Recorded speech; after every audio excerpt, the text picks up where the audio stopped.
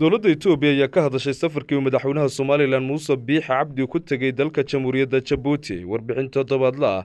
oo wasaaradda arrimaha dibadda ee dowladda Itoobiya ku falanqayso gobolka Geeska Afrika ayaa waxay shalay ku soo qaaday socdaalka madaxweynaha Soomaaliland ku tagay Djibouti, waxayna sheegtay in madaxweynuhu uu Djibouti u tagay martiqaad uu ka helay dhiggiisa Djibouti Ismaaciil Cumar Geelle. wasaaradda arrimaha dibadda ee dalka Itoobiya ayaa war qoraal kaga hadashay socdaalka madaxweynaha Soomaaliland uu ku tagay waddanka Djibouti, waxaana lagu yidhi madaxweynaha Soomaaliland Muuse Biixi Cabdi ayaa Djibouti ay ku gaabishay soo dhaweyn ay roog cas u dhigtay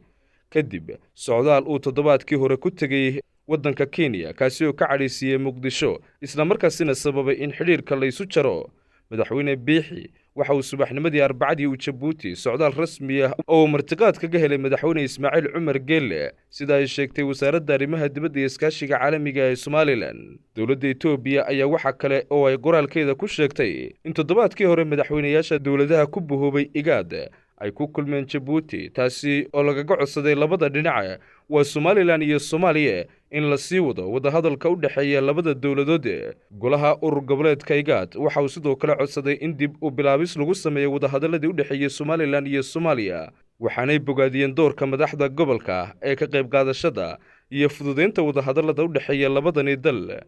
waxaana sidoo kale qoraalkani ka soo baxay wasaaradda arrimaha dibadda ee dalka Itoobiya lagu sheegay in haddii labadii toddobaad ee u dambeeyey ay la socday dhaqdhaqaaqyada diblomaasiyadeed madaxweynaha Soomaaliland isla markaasina uu safarra ku tegay waddamo ay ka mid tahay waddanka Kenya, la xoojiyo sidii loo suurtagelin lahaa loogana qayb qaadan lahaa suurtagelinta wadahadalada u dhexeeya labada dal waa Soomaaliland iyo Soomaaliya. warkani qoraalka ay ka soo baxay wasaaradda arrimaha dibadda ee dalka Itoobiya